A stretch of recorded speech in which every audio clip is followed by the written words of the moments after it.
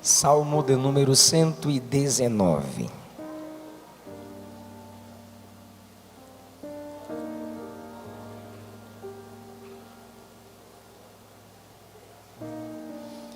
Podemos ler, por favor? Digam amém.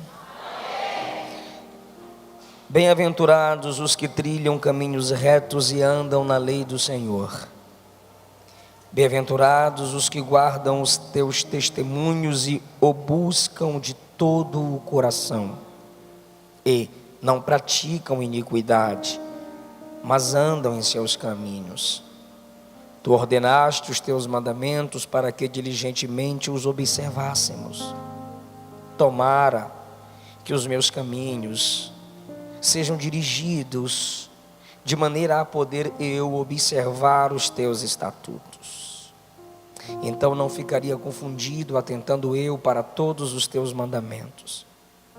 Louvar-te-ei com retidão de coração, quando tiver aprendido os teus justos juízos. Observarei os teus estatutos. Não me desampares totalmente. Amém. Se você pode, se assente com a sua Bíblia aberta, ou no seu celular, no seu iPad, por favor. Eu queria que colocasse mais um pouquinho de agudo para mim, por gentileza. Queridos, é uma alegria estar com vocês nesta manhã.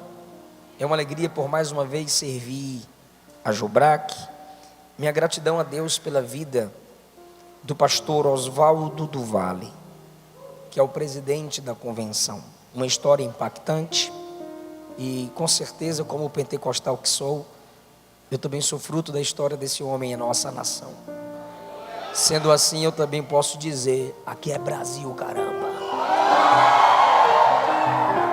Minha gratidão a Deus pelo pastor Rafael do Vale. Cadê o pastor Rafael do Vale? Trabalhando aí.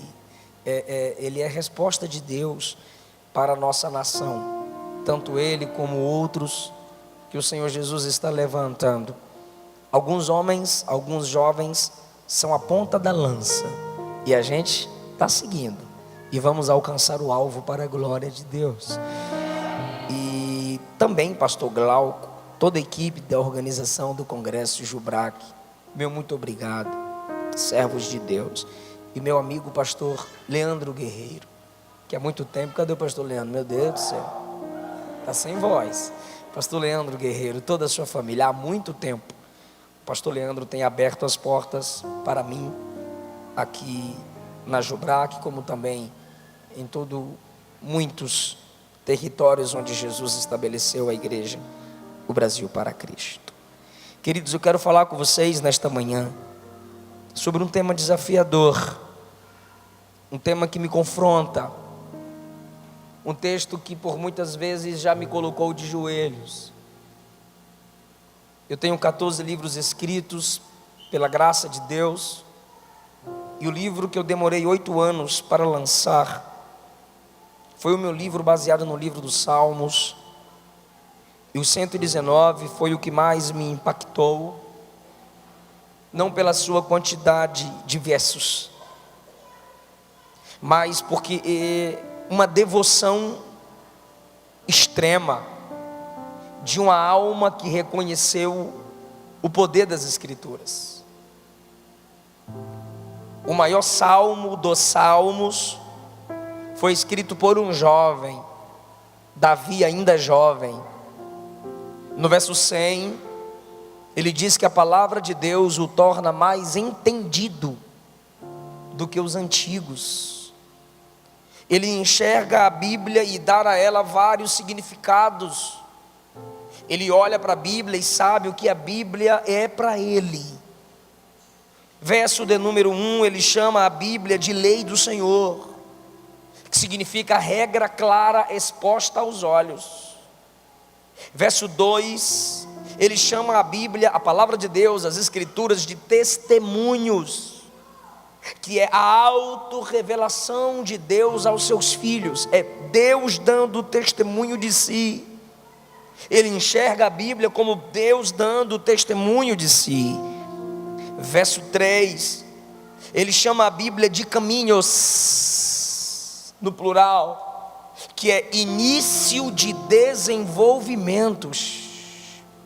Verso 4, ele chama a Bíblia de mandamentos, ordens que exigem obediência. Verso 5, ele chama a Bíblia, a palavra de Deus, os escritos de estatutos, registro que não se pode apagar. Verso de número 6, ele repete que a palavra de Deus é mandamento, ordem que exige obediência. Verso 7, ele chama a palavra de Deus de justos juízos. O que ele quer dizer com isso é que a palavra de Deus o julga. Ele está dizendo que as escrituras também o examinam quando por ele é examinada. A Bíblia o lê quando por ele é lida. Eu não sei se você já sentiu isso, não sei se você já percebeu isso. Não é aquela regra de abrir a Bíblia como a caixa de promessas, não. Mas você diz, eu vou estudar a palavra esse mês, e de repente conta a sua vida todinha. Você chega no Gênesis e você vê no capítulo 1 criação, você vê no capítulo 2 formação, você vê no capítulo 3 queda, aí você vê no capítulo 4 assassinato, você vê no capítulo 5 genealogia, mas Caim está fora, porque quem tira seu irmão também está fora do plano e do projeto de Deus. No capítulo 6, violência. No capítulo 9, rebelião contra o pai. No capítulo 10 e 11, rebelião de novo. Tu lê o texto e diz, eu não presto não, eu sou caído mesmo, é isso aqui que eu sou, falho. A Bíblia nos julga. A Bíblia é o espelho. Por que Tiago disse que a palavra de Deus é como espelho? Porque o espelho, mesmo que de modo silencioso, você chega diante dele e ele diz, tá bom, tá, mas dá para melhorar. O espelho não mente, ele julga você, ele expõe você, e você se compara no espelho e sabe que dá para melhorar. Assim são as escrituras sagradas. É assim que o salmista enxerga os escritos sagrados, teus justos juízos.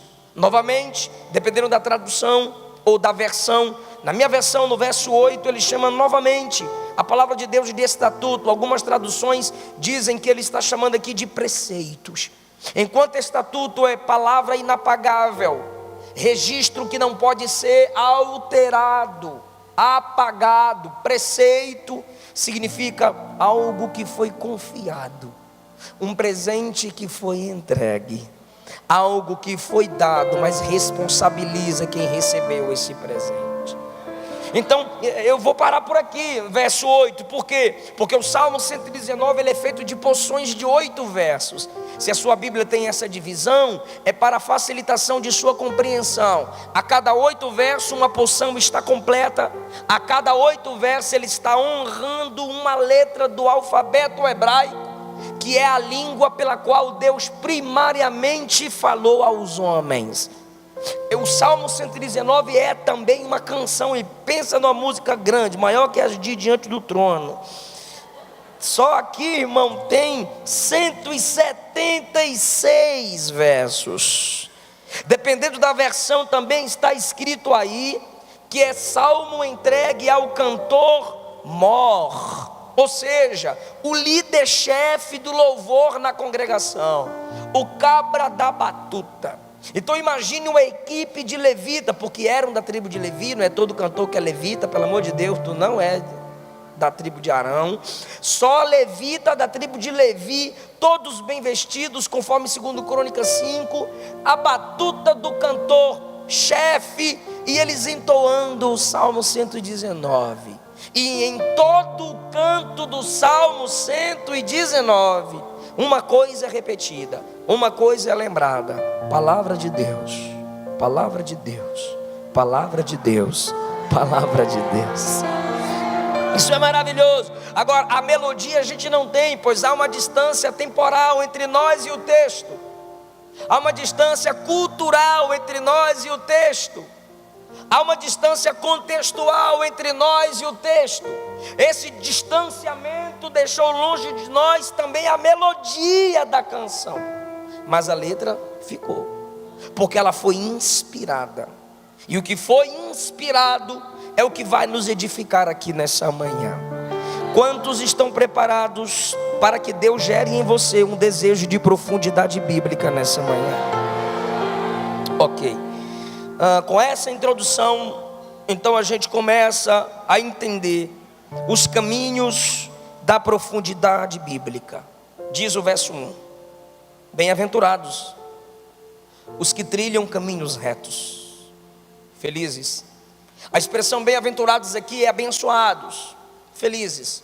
A expressão bem-aventurado por Jesus, a partir de Mateus capítulo 5, é: caminhará mais uma milha, andará mais longe, irá mais longe. Ou seja, se a bem-aventurança está liberada, é uma felicidade prometida. Feliz. Feliz quem? Os que trilham caminhos retos. Estes caminhos aqui, em primeiro lugar, não são os caminhos propriamente ditos das Escrituras, por causa da conjunção que ele faz. Caminhos retos e andam na lei do Senhor. É como se ele estivesse falando do andar de baixo e do andar de cima. Felizes os que andam caminhos retos e andam na lei do Senhor. Ele coloca dois patamares pelos quais nós devemos andar e chegar lá. Então, quais são os caminhos retos? São as escolhas da vida. Lembra que um dos significados de caminho é início de desenvolvimento. As escolhas da vida que todo jovem tem, que todo adolescente começa a projetar. Assim como nós temos o caminho do estudo, nós temos também o caminho da burrice que muita gente escolhe. Assim como nós temos o caminho da prudência, nós temos o caminho da tolice que muita gente escolhe. Assim como nós temos o caminho do casamento, nós temos também o caminho da imoralidade sexual, conforme Provérbios capítulo 8, e muita gente escolhe. Assim como nós temos o caminho do compromisso, que é o caminho da porta estreita que Jesus pregou, temos também o caminho largo, que é a porta do deixa a vida me levar, a vida leva eu. Gente que não projeta a vida, não se submete a princípios, não reconhece a autoridade. Bem-aventurados os que trilham caminhos retos. Se você fizer escolhas corretas para a sua vida, se você souber o que é o relacionamento, souber o que é um namoro, o que é um casamento, o que é estudar, o que é trabalhar, o texto está dizendo: feliz você será. Mas olha a conjunção, por favor: e andam na lei do Senhor. Por que há essa conjunção, esse complemento que é necessário conectar meus caminhos aos caminhos das Escrituras Sagradas? Por quê? Porque existem ímpios escolhendo caminhos retos. Tem ímpio que compra e paga, melhor que alguns crentes, que toda vez na pizzaria ele esqueceu a carteira. Alguém já passou por isso. Há ímpios que são fiéis ao seu casamento. Há ímpios que são exemplos no seu emprego. Há ímpios que respeitam a sua vizinhança. E aí, pastor? Vai para o inferno. Por quê? Porque ele escolheu caminhos retos. Ele terá momentos de felicidade, mas ele não se submete à lei do Senhor para ser capacitado a trilhar caminhos retos. Como ele não se submete à lei do Senhor, ele é alguém que confia nas suas obras. Como ele confia nas suas obras, ele rejeita o Salvador. Maiormente, os homens não irão ao inferno só por causa de pecados, porque pecado todo mundo tem. João diz: quem disser que não tem é mentiroso, pecou 2 vezes. O homem vai para o inferno porque rejeita o Salvador.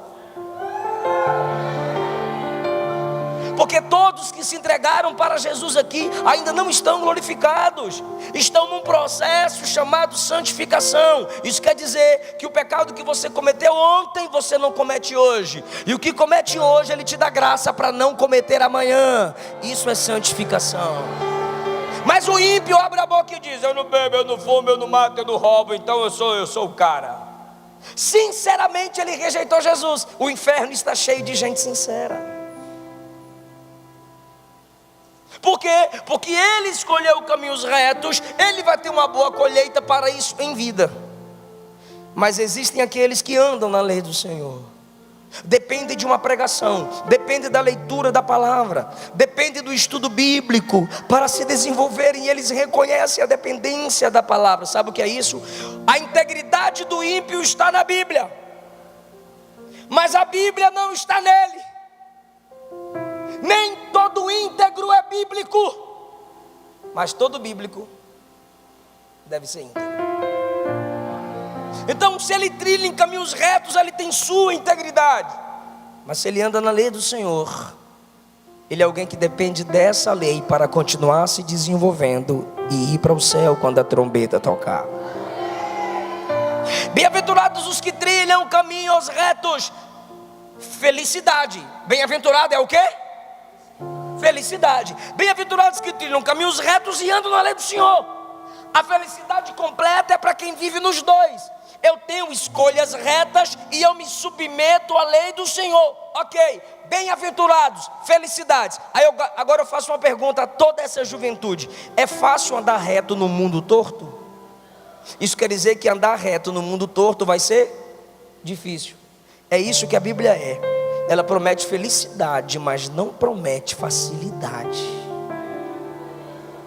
Andar em caminhos retos e na lei do Senhor, no mundo torto, vai ser desafioso, vai ser desafiante, vai ser confrontador. É por isso que nós nos submetemos à dependência das Escrituras.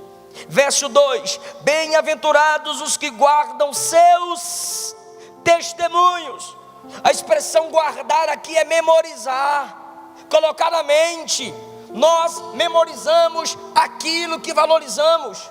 Métodos de memorização: leia a Bíblia em voz audível. Métodos de memorização: repetir, lendo em voz audível, escrevendo. Ao mesmo tempo você lê, você sente, você escreve, você fala e você ouve sua própria voz. Método de memorização. Bem-aventurados que guardam seus testemunhos. O básico que todo jovem, todo crente deveria guardar são os testemunhos de Deus. Eu não estou falando daqueles testemunhos: o cachorro correu atrás de mim, eu meti a pedra e Jesus me deu livramento. Eu estava com fome, apareceu uma galinha, eu passei a faca no pescoço. Não, os testemunhos aqui são testemunhos de Deus. São os atributos divinos nos revelados nas Escrituras. São os atributos comunicáveis e incomunicáveis apresentados a nós. Exemplo: Deus é onipotente, Ele tem todo o poder. Deus é onisciente, Ele sabe todas as coisas. Quando o crente não conhece esse testemunho, ele vai orar e diz: Senhor, amém, não tem mais o que falar não, porque o Senhor é onisciente, sabe todas as coisas. Ou seja, ele crê que Deus sabe tudo, mas ele abre mão da onipotência, que Deus pode tudo. E o crente que só crê na onipotência, ele é menino no que pede. Ele pede coisas triviais. Ele pede coisas que ele deveria entender que onipotência não é onicasualidade. Existem coisas que é você que tem que fazer e não pedir para que Deus faça. Existem coisas que são suas decisões, suas escolhas. Não adianta tentar pedir milagre naquilo que Deus já te capacitou e já exigiu que você fizesse. Onicasualidade é querer responsabilizar Deus por aquilo que eu deveria fazer. É querer colocar no nome de Jesus aquilo que deveria ser feito em meu nome. O cara já tem o nome sujo, aí compra o carro no nome de alguém e diz: em nome de Jesus eu vou pagar. Mas Jesus diz: do meu nome não, velho, limpa teu nome, deixa meu nome limpo.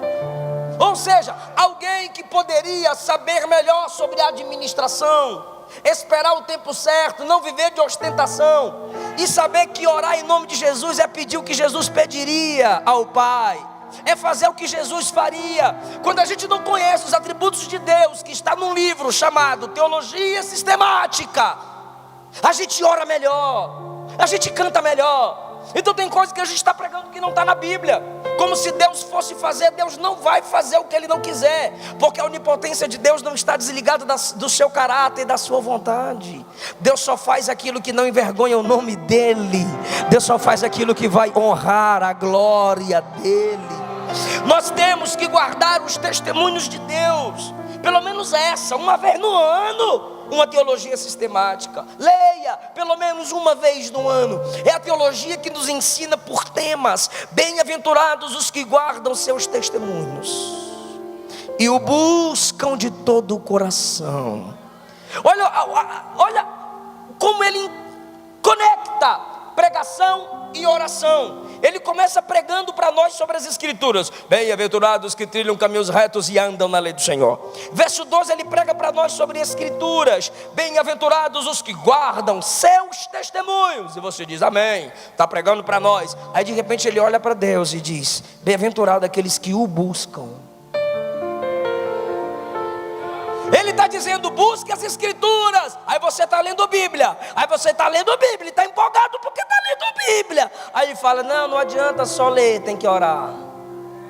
Você vai ser bem-aventurado se você buscar o Senhor de todo o coração. Agora entenda que só no verso 1 ele chama as escrituras de lei do Senhor. Depois no verso 2 ele chama as escrituras de testemunhos de Deus. Para depois dizer que a gente vai buscar. Me ajuda, diga, lei do Senhor, testemunhos de Deus, para depois buscar.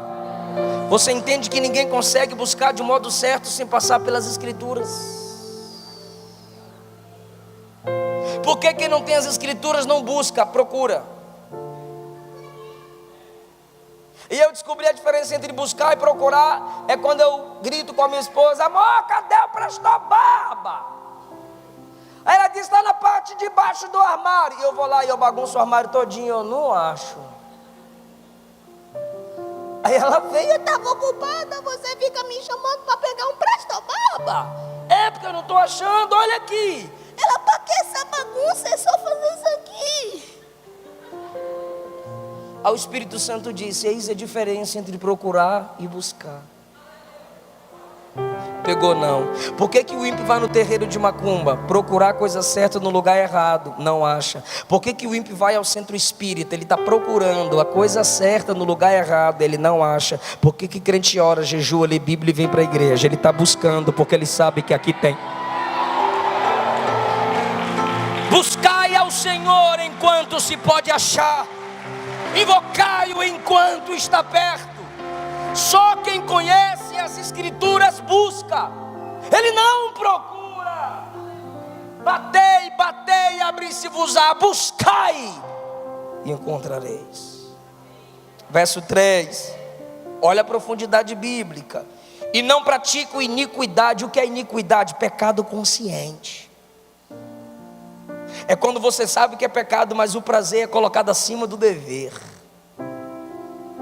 É quando você sabe que é pecado, sabe que é quebra de princípio, mas você diz assim, Deus perdoa.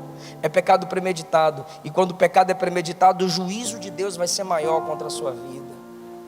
Não brinque com a graça. A graça não me dá direito para pecar.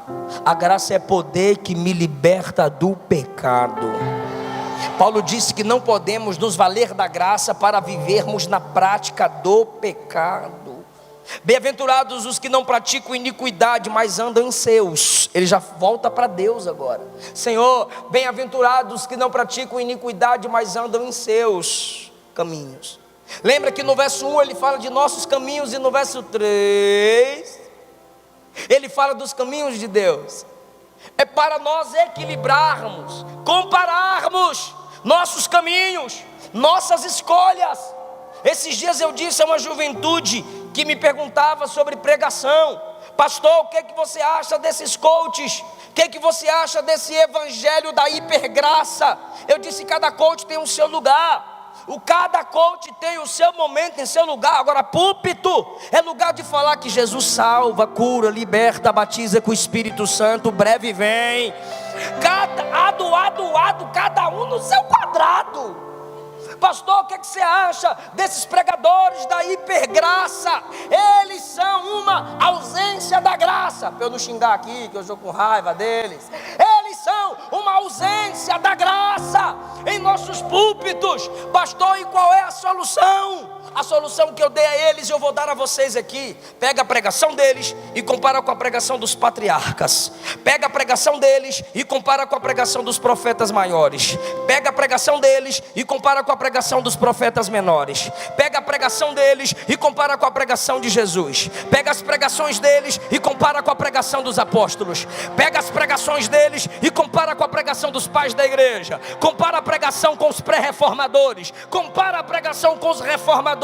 Compara a pregação deles com os avivalistas e os pioneiros do pentecostalismo no Brasil. Se não der certo, joga fora no lixo. Volta para as escrituras, irmão. É melhor voltar à palavra.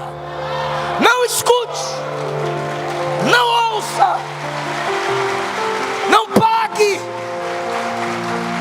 Você tem que pegar as suas escolhas, seus caminhos, as mensagens que você gosta e comparar com os caminhos de Deus. Nós pentecostais, costumeiramente, os reformados históricos, eles foram desde a base, eles pregam sermões expositivos, que não é o perfeito, pois toda forma ou toda fórmula de sermão tem seus defeitos. Mas nós costumeiramente pentecostais sempre pregamos a mensagem temática. Nós damos um tema e procuramos textos na Bíblia que confirmam esse tema. Desde que o contexto seja respeitado, você pode pregar uma mensagem temática. Mas olha o que o texto está fazendo no verso 1 e verso 3, comparando os caminhos dos homens com os caminhos de Deus. Você compara seus pensamentos com o que Deus pensa. Você compara as suas escolhas com o que Deus escolhe. Você compara o que você quer com o que Deus quer. Os caminhos do verso 1 são os nossos. Os caminhos do verso 3 são os de Deus. Agora que é legal, vou até beber água. Água com gás. Verso 4. O pastor Leandro. Verso 4.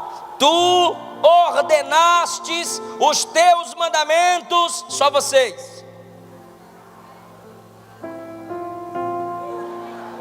Ficou pior que água com gás quente, gente. Eu começo e vocês concluem. Tu ordenastes os teus mandamentos. Para que o quê? Isso, eu gostei da ênfase que as irmãs deram. Para que o quê? Ok, para no diligentemente. Para quê?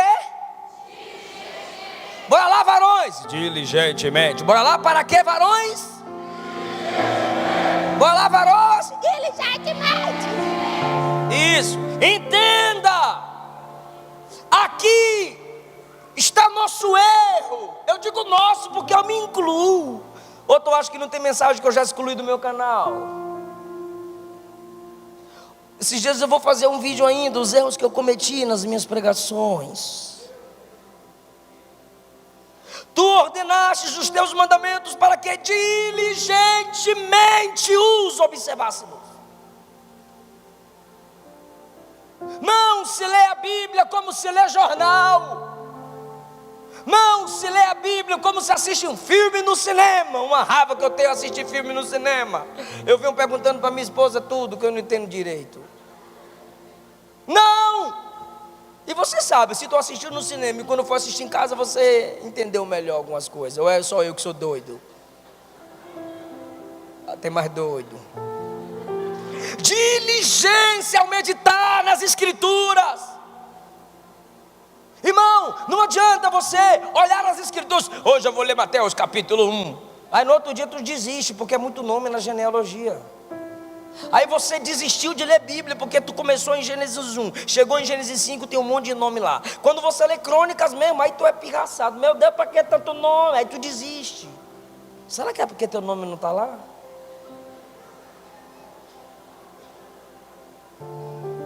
Não há contradição na Bíblia, há paradoxo.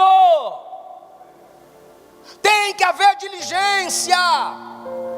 Lucas diz que o milagre aconteceu enquanto Jesus entrava em Jericó, mas Mateus diz que o milagre aconteceu enquanto ele saía. Aí entram os iudubobos, os net crentes, web crentes.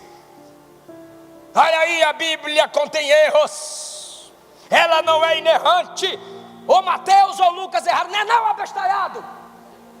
É que Mateus está escrevendo da perspectiva dele.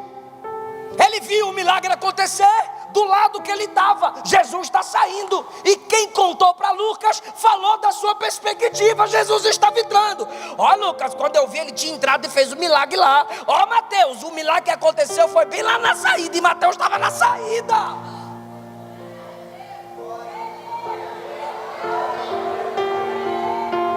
Diligência.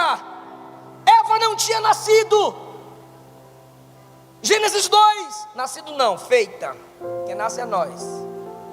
Ela foi feita mesmo. Aí Deus disse a Adão, sem que ela estivesse lá: do fruto da árvore do conhecimento do bem e do mal não come. No dia que comerdes, certamente morrerás. Mas no capítulo 3, com quem o capeta vem falar? Com a irmã Eva. Aí a irmã Eva fala para a serpente: olha, Deus disse que nós não pode tocar, porque nós pode morrer. Deus não disse que não era para tocar, e Deus não disse que poderia morrer. Deus disse certamente morreria. Deus não deu possibilidade, Deus deu certeza. Mas o que está faltando na irmã Eva? Diligência. Parece que ela não prestou atenção quando o irmão Adão pregou. Quer ver as irmãs se alegram agora? Ou Adão não ensinou direito. Faltou diligência em um dos dois. Ou Adão em transmitir, ou em Eva em escutar. Mas era só ela falar: tu é bom de Bíblia mesmo, capeta? Vou chamar meu marido aqui. Debate com ele, cão. Quer dizer, serpente. Mas não, ela quis discutir Bíblia, palavra de Deus, sem diligência. Por isso que tu foge dos mormons. Pá! Porque está faltando diligência nas escrituras. Lembra do dia da ressurreição? Lucas 24, Marcos 16, Mateus 28 e João 20. Era o dia da ressurreição. Era que dia? Pode falar. Dia da? Hoje é que dia? Era hoje. Era o dia da ressurreição. Era o dia da? Meu Deus.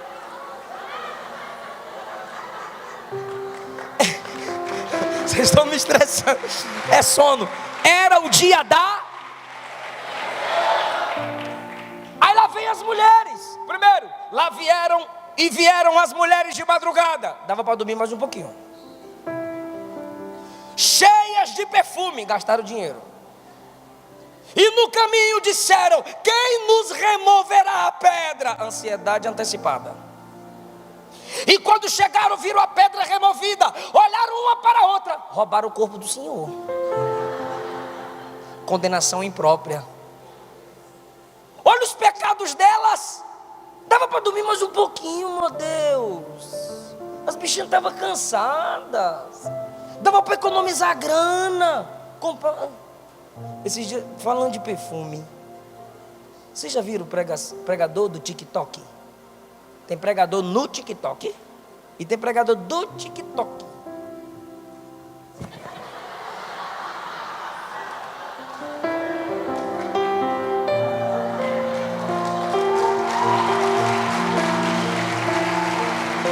Varão. Outra mensagem eu prego sobre ser homem. Aí eu recebi um vídeo, um rapazinho e uma rapazinha. Aí aquela edição bem rapidinho. Você sabia que Jesus... Eu vou falar isso aqui. Posso falar?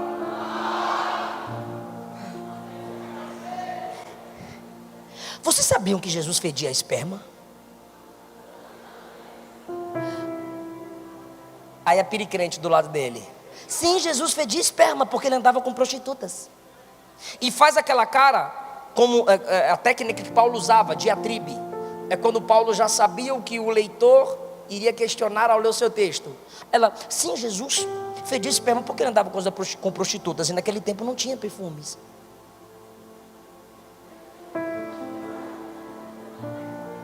E as vestes das prostitutas, as mãos das prostitutas fediam esperma.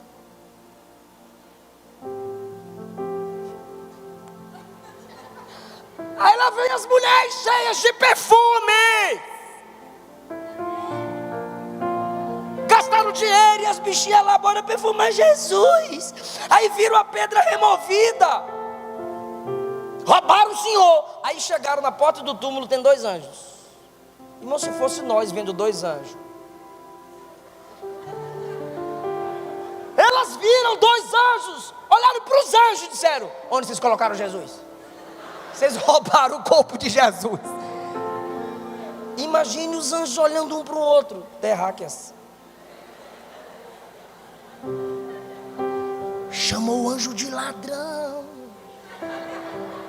Pergunta para mim por quê? Falta de prestar atenção na palavra. É aquele tipo de crente, né? Não baixa o som não, só vou imitar. Que o pregador já pega o microfone assim: abre a boca, põe na mão da bochecha do irmão, balança ele até ele irritar. Tá bom! Aí o fogo cai. Aí acaba o culto. Alguém pergunta para quem estava no culto: como foi o culto? Foi uma bênção. E a palavra? Mistério. É mistério.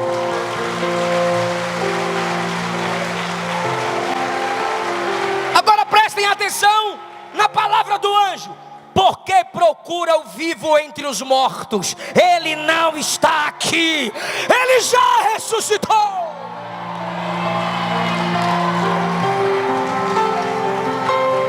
Só que os anjos eram pentecostais, deram a lapada. O que os anjos disseram? Irmão, pega essa. Olha o que os anjos disseram: lembrem do que ele vos disse quando pregou na Galileia. O anjo deu o endereço da pregação. O anjo enviou o link. Você estava nesse culto, vaza. E não prestou atenção na mensagem. Foi lá na igreja da Galileia que ele disse: o filho do homem vai ser preso, açoitado, humilhado, mas ao 3º dia vai ressuscitar. Era só contar 1, 2, 3. Quantas coisas nós perdemos porque não prestamos atenção. Irmão, tem convenção que eu vou pregar até hoje assim, por causa do meu tamanho.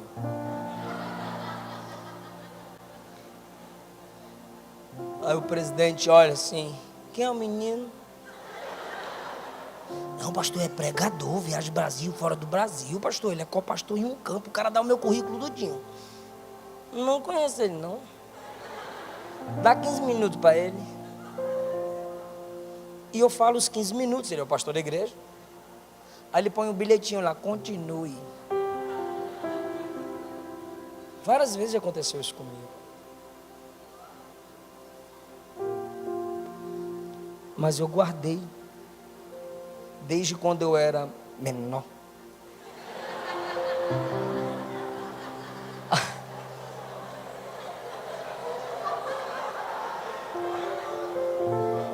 Irmão, quando meu corpo for transformado, eu quero ver vocês rirem de mim, irmão.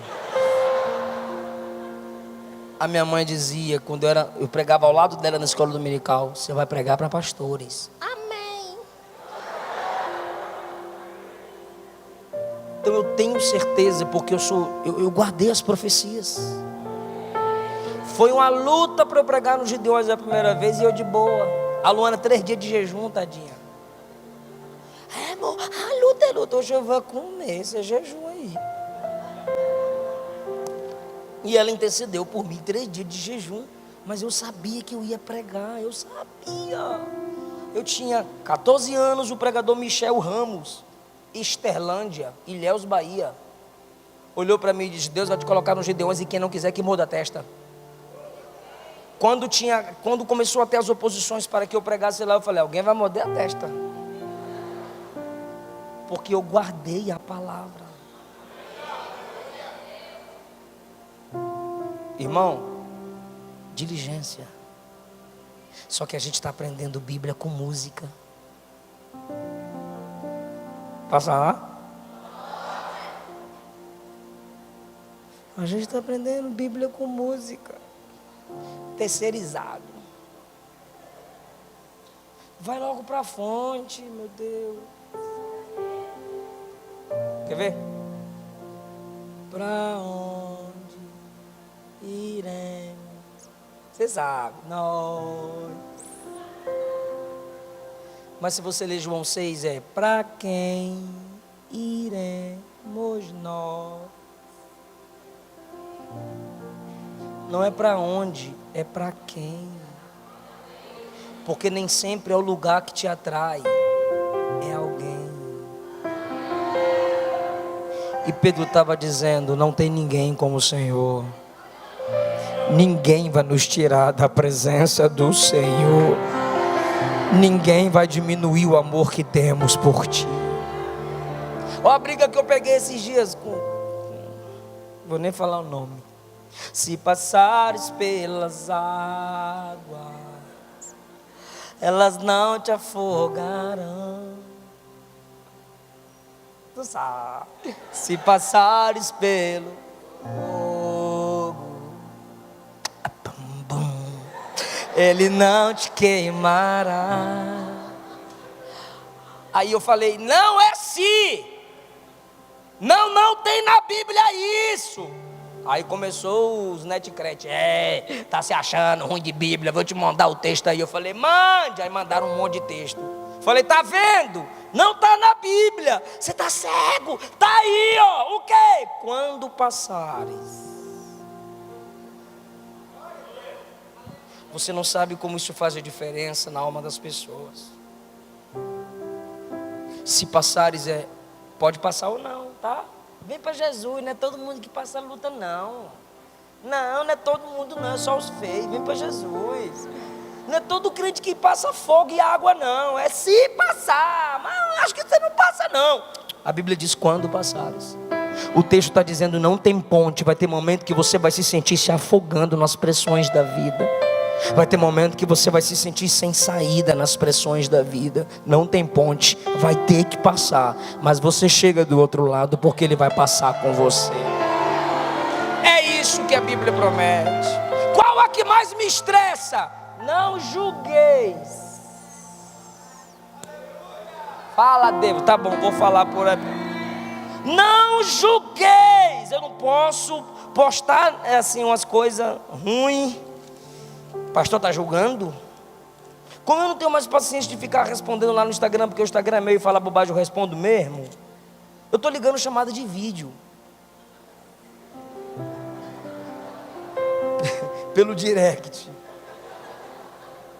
Eu ligo mesmo. Mateus 7, não julgueis para que não sejais julgados. Ele só pega o não julgueis. Não julgueis para que não sejais. Se você não quer ser julgado, não faça parte de um grupo que julga. Deixa eu fazer uma pergunta. Tem um povo mais julgado do que a igreja? Então ela pode julgar. 3, por que reparas tu no argueiro que está no olho do teu irmão e não vê a trave que está no teu? 4, como dirás a teu irmão, deixa eu te ajudar, limpar teu olho, se há uma trave no teu? É isso que Jesus é contra. Eu não posso julgar seu problema, sua falta, seu defeito, se eu também estou nessa falta. Eu quero limpar os olhos do cara, mas meu olho está mais sujo que o dele. 5, tira primeiro a trave do teu e então tirarás o cisco do olho do teu irmão. Ele está mandando eu julgar o olho do irmão quando eu julgar o meu. Eu não posso julgar o outro se eu não me autoexamino.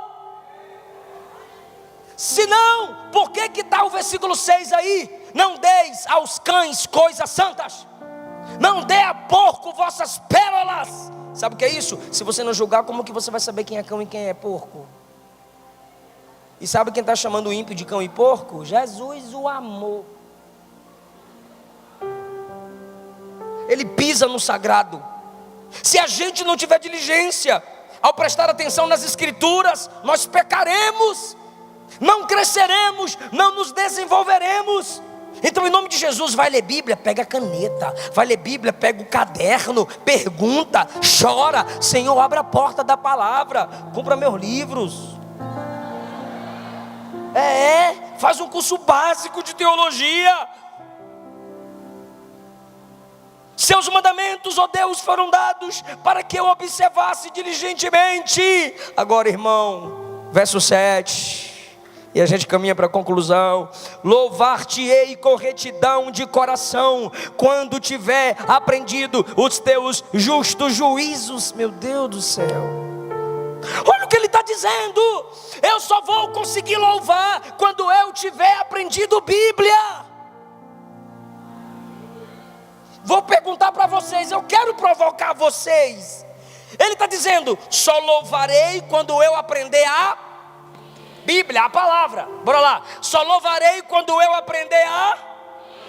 Para louvar tem que aprender a.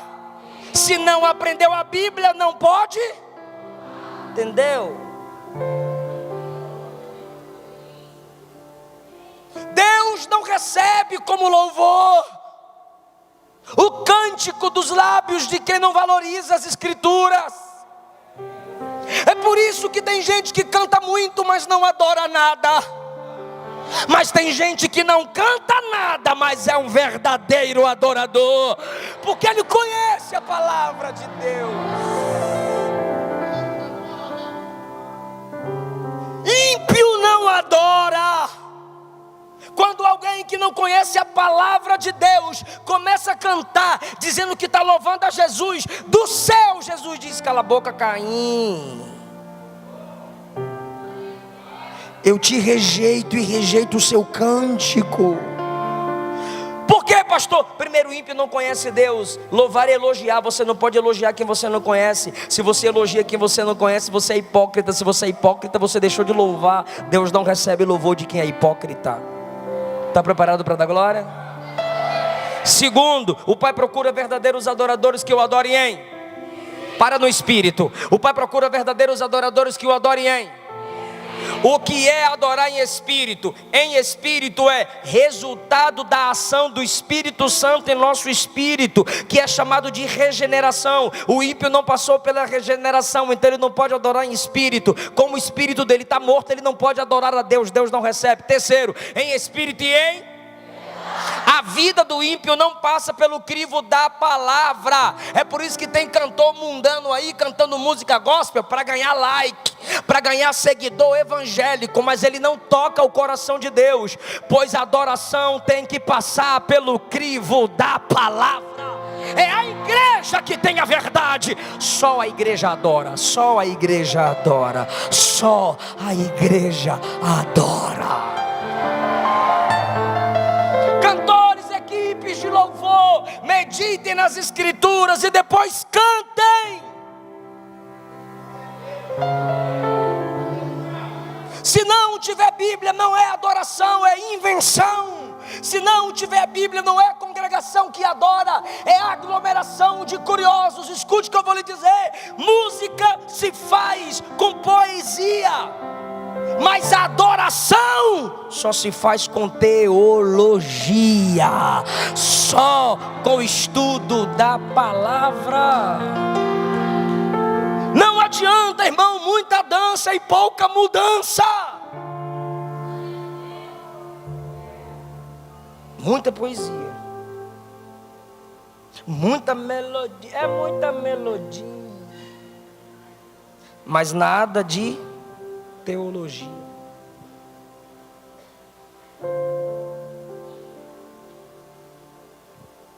Essa é a profundidade bíblica. Mas pergunta para mim, pastor, como eu alcanço? O texto responde: diga, eu quero andar em caminhos retos, eu quero andar na lei do Senhor, eu quero guardar os testemunhos. Diga, eu não quero praticar iniquidade. Diga, eu quero ter diligência. Como eu consigo? O verso 2 diz: bem-aventurados aqueles que buscam a Deus. O verso 5 diz, ó o verso 5. Quem dera que os meus caminhos tomara, que as minhas escolhas sejam dirigidos de maneira que eu possa observar a tua palavra. Por que eu estou fechando o olho? Porque ele está falando com quem nessa parte? Com quem ele está falando? Quem dera que os meus caminhos fossem dirigidos a eu observar a tua palavra. Com quem ele está falando? Olha o verso 8. Observarei os teus estatutos, caminhos, preceitos. Olha o verso 8. Não me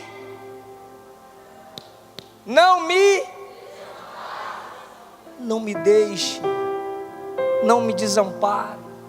Sabe o que ele está dizendo no verso 5? Eu queria ser melhor, eu queria entender mais Bíblia, eu queria que meu namoro, minhas amizades, meu trabalho, minha profissão, meus estudos, meus entretenimentos fossem organizados de tal modo que eu não me afastasse da sua palavra.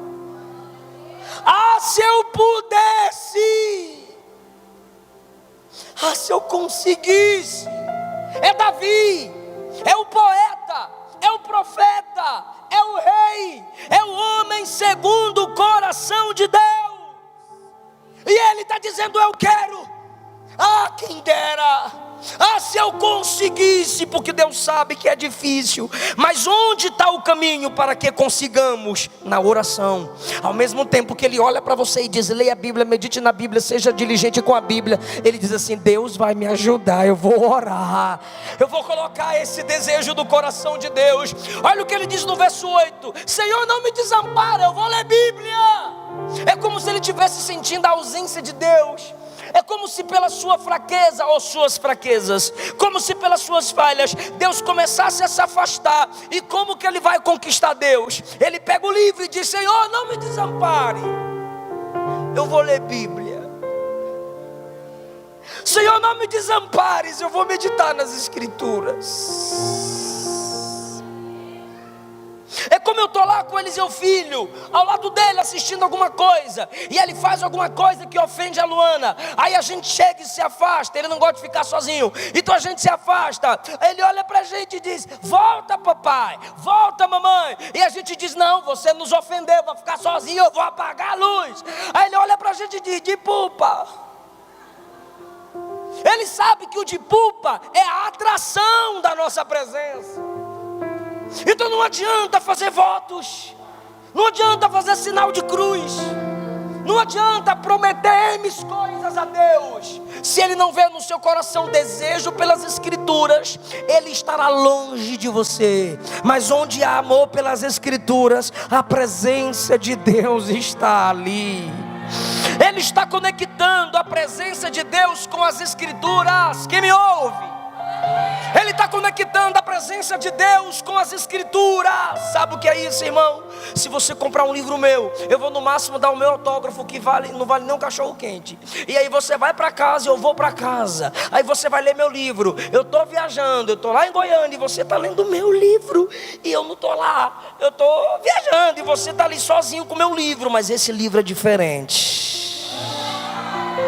Quando você abre as Escrituras para meditar na palavra de Deus, o Deus da palavra vem do seu lado.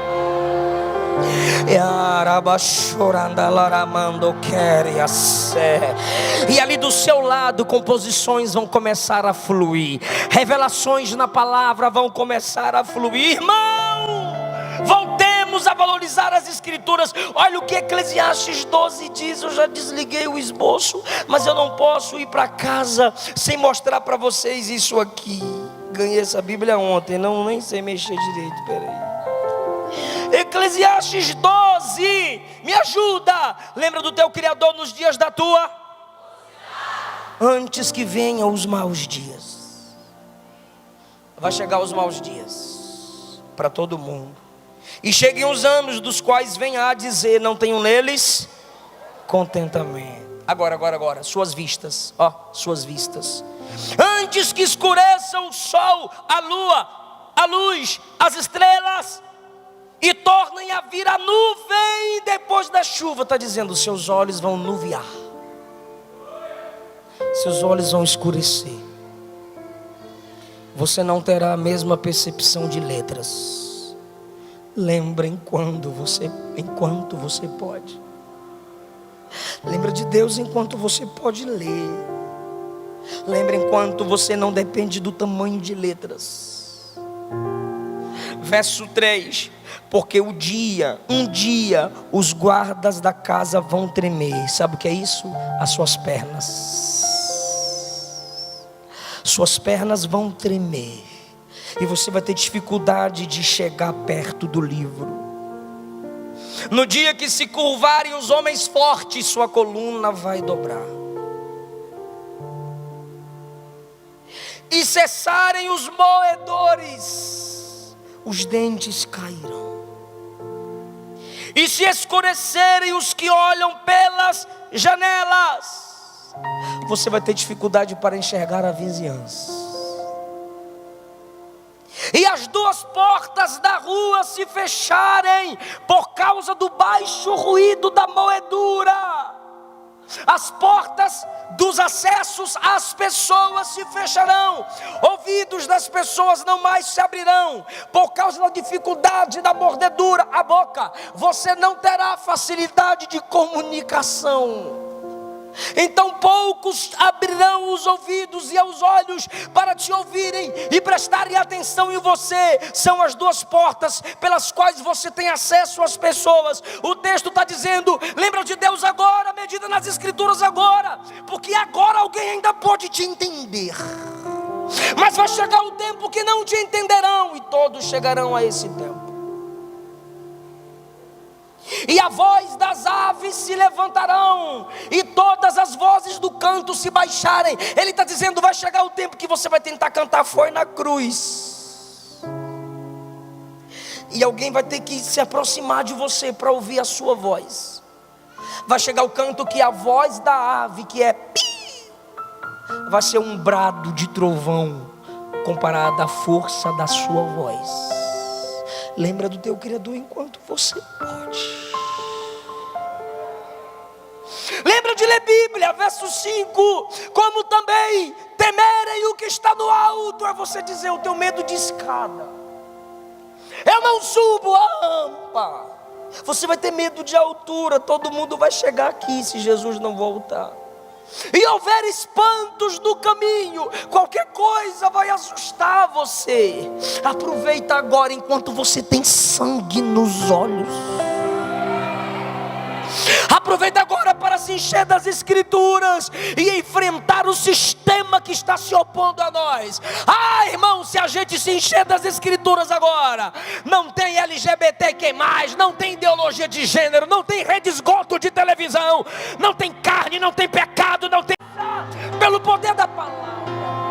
E a gente não perde nossos filhos, não perde nossa geração para o inferno. Aproveita agora, porque tudo vai te assustar. E um gafanhoto for um peso. Aproveita enquanto você pode pegar um livro desse, com harpa, com estudos, e ler e meditar, porque vai chegar um tempo que o gafanhoto vai ser pesado a você, e você vai ter desejo de ler e não vai conseguir.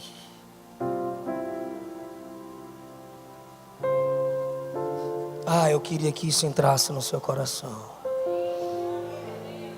Vai perecer o apetite. Vai perecer o apetite. Você não vai comer como hoje. Não vai ter o mesmo gosto que tem hoje. Porque o homem se vai à eterna casa, morreu.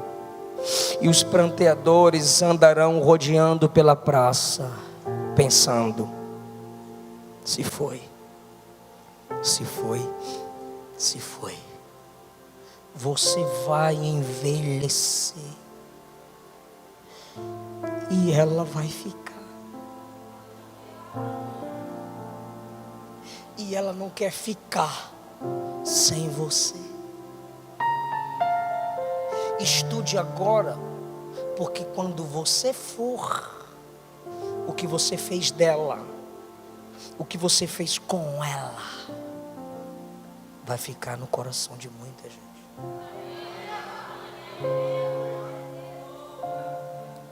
Alguém está com mais vontade de ler Bíblia hoje?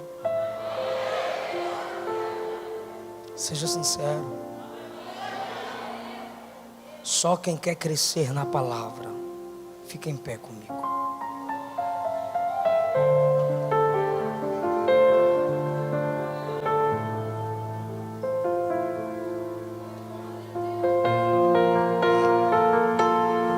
Coloque a mão no seu coração, se puder, aperte a sua Bíblia no seu peito.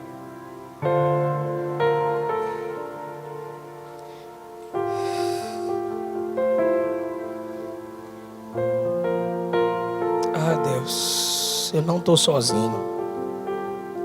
Olha o tanto de jovens que quer o conhecimento da palavra. Abre a porta da palavra sobre nós nessa manhã, Jesus.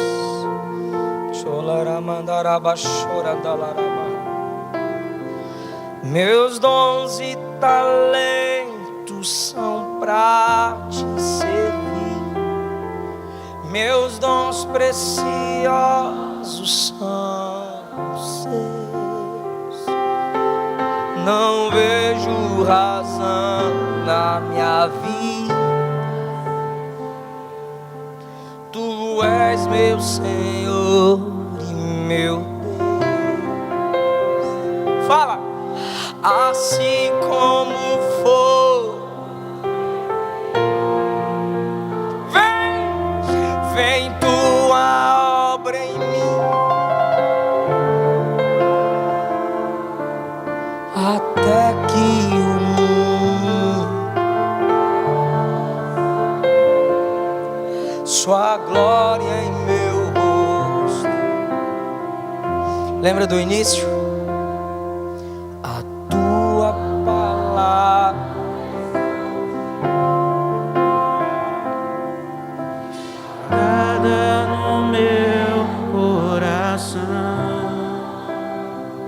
Para eu contra ti, Senhor, a tua palavra escondi minhas vestes no sangue lavei.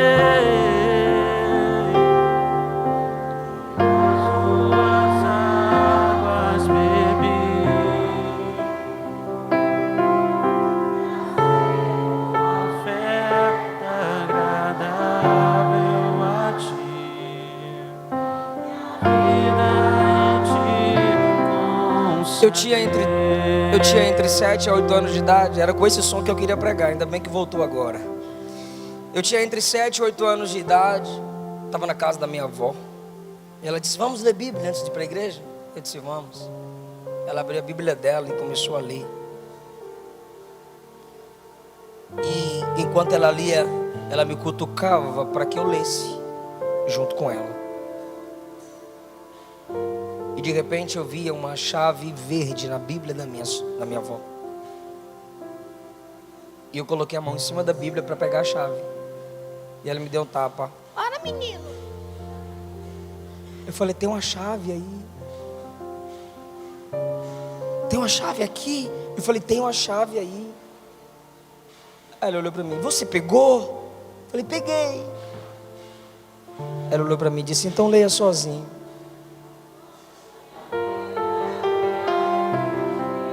A partir daquele dia, irmão, minha mente destravou. Eu comecei a ler à frente da minha avó de um modo perfeito. A partir daquele dia, eu comecei a estudar as escrituras e até hoje Deus me dá 4 a 5 sermões num dia. Deus fez na minha vida.